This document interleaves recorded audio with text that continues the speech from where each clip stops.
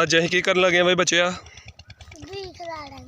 ਜ਼ਿਮੀਦਾਰ ਸਾਹਿਬ ਸਾਡਾ ਜੀ ਛੋਟਾ ਜ਼ਿਮੀਦਾਰ ਹੈ। ਵੀਵਰ ਤੇ ਚੱਲਦੇ ਆ ਇਹਦੀ ਵੀਡੀਓ ਦੀ ਤਰਫ। ਅੱਜ ਅਸੀਂ ਲੱਗੇ ਆ ਜੀ ਕਣਕ ਨੂੰ ਖਾਦ ਖਿਲਾਰਨ। ਪਾਣੀ ਲਾਇਆ ਕਣਕ ਨੂੰ ਤੇ ਮਾਸ਼ਾਅੱਲਾ ਕਣਕ ਠੀਕ ਆ। ਪਾਣੀ ਜ਼ਰਾ ਲੇਟ ਹੋ ਗਿਆ ਦਾ ਸੀ ਤੇ ਇਹਨੂੰ ਲੱਗੇ ਆ ਖਾਦ ਖਿਲਾਰਨ ਤੇ ਨਾਲ ਅਸੀਂ ਇਹਨੂੰ ਜੀ G10 ਜ਼ਿੰਕ ਲੱਗੇ ਆ ਪਾਉਣ। ਮੈਂ ਸਾਡੇ ਨਾਲ ਛੋਟਾ ਇਹਦਾ ਜੀ ਜ਼ਿਮੀਦਾਰ ਤੇ ਕੀ ਕਰਨ ਲੱਗੇ ਆ ਬਾਈ ਪੁੱਤਰ? ਅਸੀਂ ਇਹ ਬੀ ਤੇ ਨਹੀਂ ਪੁੱਤਰ, ਇਹ ਕੀ ਹੈ? ਇਹ ਖਾਦ ਹੈ। ਤੂੰ ਚੰਗਾ ਜ਼ਿਮੀਦਾਰ ਹੈ ਯਾਰ। ਕਿੱਥੇ ਖਿਲਾਰਨ ਲੱਗੇ ਆ? ਅੱਛਾ ਇੱਥੇ ਕਣਕ ਦੇ ਵਿੱਚ। हाँ तोड़ो इसको है कैसे जी।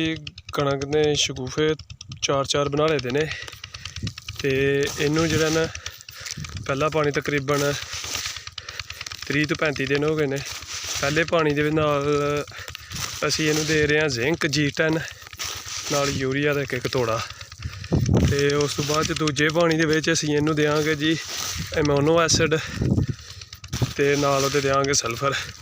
इस दफा कणक जिहड़ी है सुपरी दी जगह ते लाई दी ही ते माशाअल्लाह कणक दी ग्रोथ तो बड़ी अच्छी है।